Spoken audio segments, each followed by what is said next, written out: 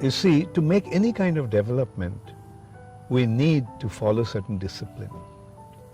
Like when you go to learn something, can you just act whimsically? Will you be allowed to? When you go to school, you have to follow the discipline.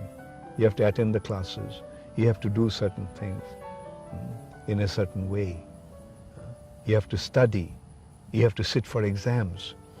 So this is how, for any kind of development, if we sincerely want to achieve, then we have to discipline ourselves. Now, in order to develop ourselves spiritually, we have to develop our consciousness. We have to refine our consciousness. Therefore, we have to abstain from activities that affect our consciousness and degrade our consciousness. What degrades our consciousness? Intoxication. You can see when one becomes intoxicated, what happens to his consciousness. He loses his consciousness practically. Therefore, in order to make spiritual advancement, one has to give up intoxication. One has to be truthful in order to make spiritual advancement.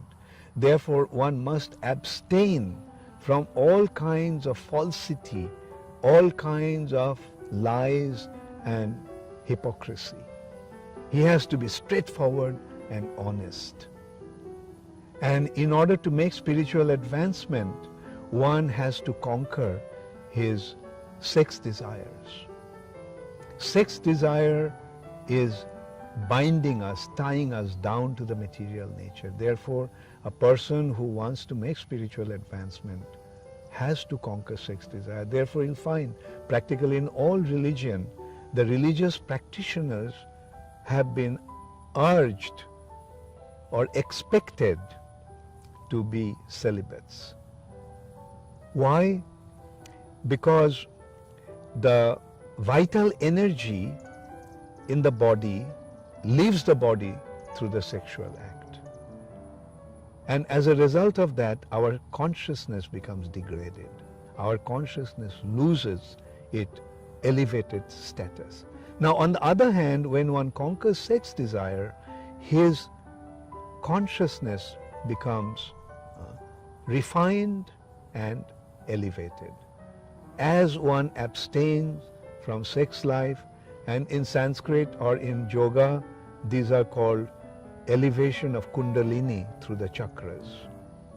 As one practices the spiritual life through the practice of yoga, if it is done in a proper way, then the vital energy, the spiritual energy which is in a dormant stage at the base of our spinal column, in a coiled up form like a snake, through our spiritual activities it rises.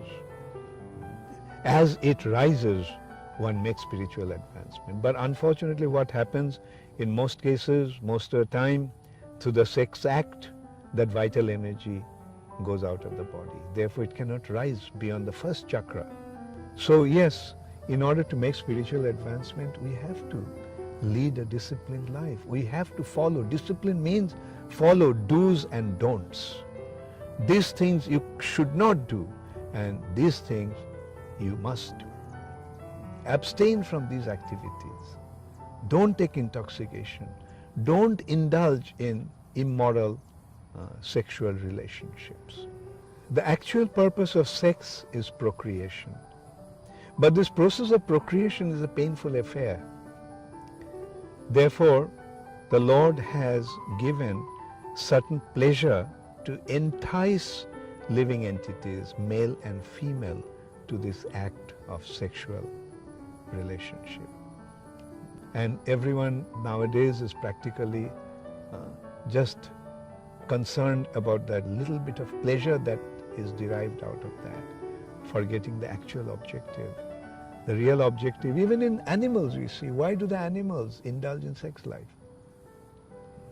For the sake of procreation. So these are the disciplines. Be truthful, be honest, abstain from immoral activities, abstain from intoxication, then only your consciousness will become elevated, and gradually it will achieve its spiritual objective.